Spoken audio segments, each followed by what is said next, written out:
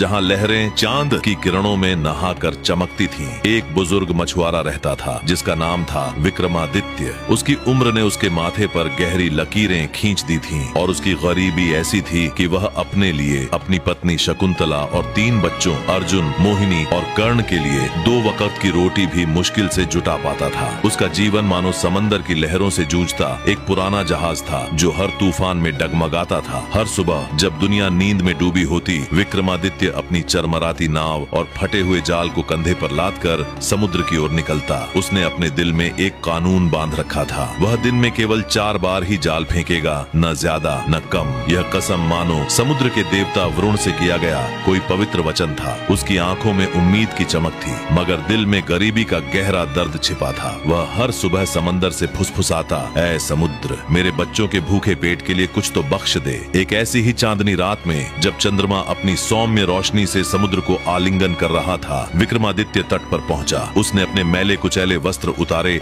और ठंडे नमकीन जल में उतर गया, जैसे कोई तपस्वी तप के लिए तैयार हो। उसने अपना जाल फेंका, मानो वह समुद्र के गर्भ में कोई जादुई मंत्र बुन रहा हो। जब उसने जाल खींचा तो वह इतना भारी लगा कि विक्रमादित्य का दिल खुशी से उछल पड़ा। आज तो मछलियों का खजाना मेरे जाल में आया, उसने मन ही मन सोचा और उसका चेहरा चांद की तरह दमकने लगा। मगर अगले ही पल जब जाल किनारे पर आया तो उसमें मछलियां नहीं बल्कि एक गधे की सड़ी गली लाश थी। यह देखकर विक्रमादित्य का दिल टूट गया। ऐ समुद्र, यह क्या तमाशा है, उसने करुण स्वर में कहा। उसका जाल उस लाश की वजह से कई जगह फट गया था। चांदनी की रोशनी में वह अपने जाल को सिलने बैठ गया, जैसे कोई साधक अपनी टूटी आशाओं को जोड़ता हो। उसका मन दुख से भारी था, मगर उसने हार न मानी। अभी 3 मौके बाकी हैं, उसने खुद को दिलासा दिया। विक्रमादित्य ने अपने फटे जाल को सुई धागे से जोड़ा, जैसे कोई योद्धा अपनी टूटी तलवार को फिर से तेज करता हो। उसका मन उदास था, मगर उसकी आत्मा में अभी भी आग बाकी थी। उसने दूसरी बार जाल फेंका और मन ही मन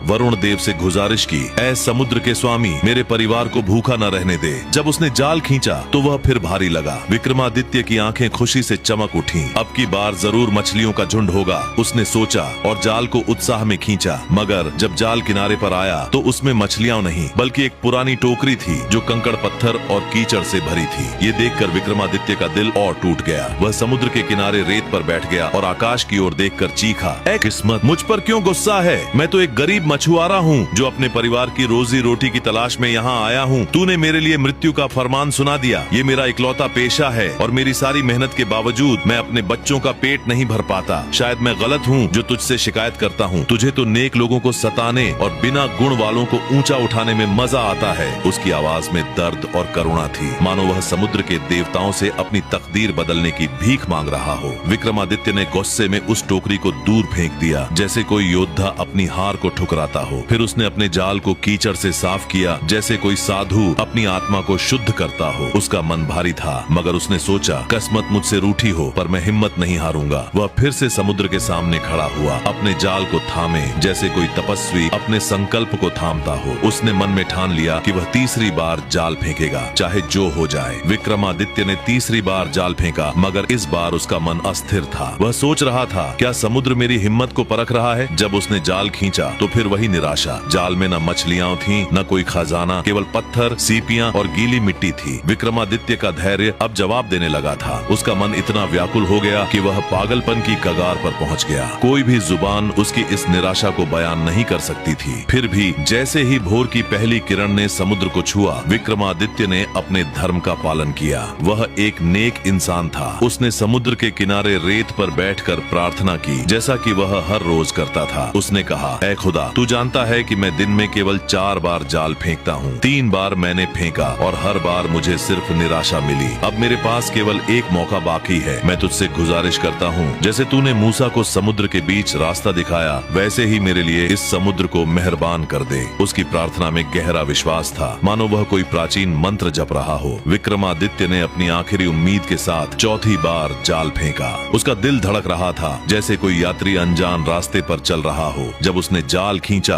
तो वह फिर भारी लगा। इस बार उसने सावधानी से जाल खींचा, जैसे कोई तपस्वी अपने तप का फल प्राप्त करता हो। मगर जाल में मछलियां नहीं, बल्कि एक पीतल का घड़ा था जो भारी और बंद था। उस घड़े पर शीशे की मुहर थी जिस पर कोई प्राचीन निशान उकेरा हुआ था। विक्रमादित्य की आंखें खुशी से चमक उठी। उसने सोचा, इस घड़े को मैं लोहार को बेच दूंगा और उससे मिले पैसों से अपने परिवार के लिए अनाज खरीदूंगा। उसने घड़े को हर तरफ से देखा, उसे हिलाया, मगर कोई आवाज नहीं आई। ये देखकर वह हैरान हुआ। उसने सोचा, इसमें जरूर कुछ कीमती होगा। उसने अपनी छोटी सी छुरी निकाली और सावधानी से घड़े को खोला। जैसे ही उसने घड़े का मुंह नीचे किया, कुछ भी बाहर नहीं निकला। विक्रमादित्य चकित रह गया। उसने घड़े को अपने सामने रखा और उसे गौर से देखने लगा। तभी अचानक घड़े से एक गाढ़ा धुआं निकला जो इतना घना था कि विक्रमादित्य को 2-3 कदम पीछे हटना पड़ा। वह धुआं आकाश की ओर उठ रहा था, मानो कोई प्राचीन जादू या शक्ति जाग उठी हो। जैसे ही जिन्न प्रकट हुआ, उसने जोरदार आवाज में पुकारा, ऐ सुलेमान, ऐ महान पैगंबर सुलेमान, मुझ पर रहम कर, मुझे माफ कर। मैं फिर कभी तेरे हुक्म के खिलाफ नहीं जाऊंगा। मैं तेरे हर फरमान को मानूंगा। उसकी आवाज समुद्र की लहरों को चीरती हुई गूंजी, मानो वह किसी प्राचीन शक्ति से क्षमा मांग रहा हो। विक्रमादित्य, जो अभी तक डर से कांप रहा था, ने इस पुकार को सुना और उसका हौसला लौट आया। उसने हिम्मत जुटाकर कहा, ऐ अभिमानी आत्मा, तू यह क्या कह रहा है? सुलेमान पैगंबर को गुजरे हुए 1800 साल से ज्यादा हो चुके हैं और अब हम समय के आखिरी दौर में हैं। मुझे अपनी कहानी बता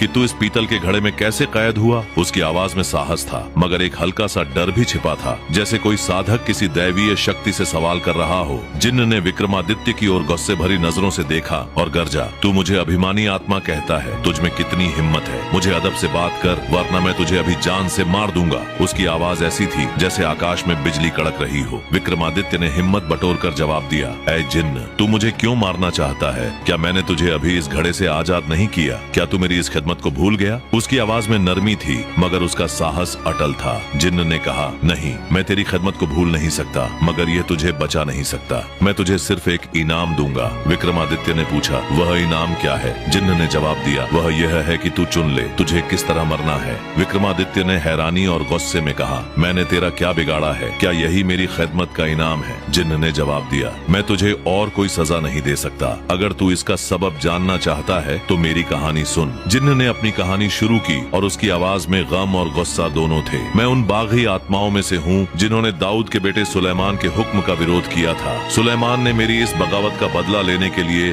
अपने वजीर असफ बरखिया के बेटे को मुझे पकड़ने का हुक्म दिया। असफ ने मुझे बलपूर्वक पकड़ा और सुलेमान के सिंहासन के सामने पेश किया। सुलेमान ने मुझे हुक्म दिया कि मैं उनकी ताकत को मानूं और उनके फरमानों को स्वीकार करूं, मगर मैंने हिम्मत दिखाई और साफ इनकार कर दिया। मैंने कहा कि मैं उनकी गुलामी स्वीकार करने के बजाय उनकी नाराजगी झेलना पसंद करूंगा। मेरी इस जुर्रत की सजा में सुलेमान ने मुझे इस पीतल के घड़े में कैद कर दिया ताकि मैं इस जेल को तोड़ न सकूं। उन्होंने इस शीशे की मुहर पर खुद खुदा का महान नाम उकेर कर अपनी मुहर लगाई। फिर उन्होंने इस घड़े को अपने एक वफादार जिन्न को सौंपा और हुक्म दिया कि मुझे समुद्र की गहराइयों में फेंक दिया जाए। जिन्न ने अपनी कहानी जारी रखी और उसकी आवाज में अब एक गहरा गम था। मेरे कैद के पहले 100 सालों में मैंने कसम खाई कि अगर कोई मुझे इस सदी के खत्म होने से पहले आजाद करेगा तो मैं उसे इतना मालदार बना दूंगा कि उसकी मौत के बाद भी उसकी दौलत बरकरार रहे। मगर वह सदी गुजर गई और किसी ने मुझे आजाद नहीं किया।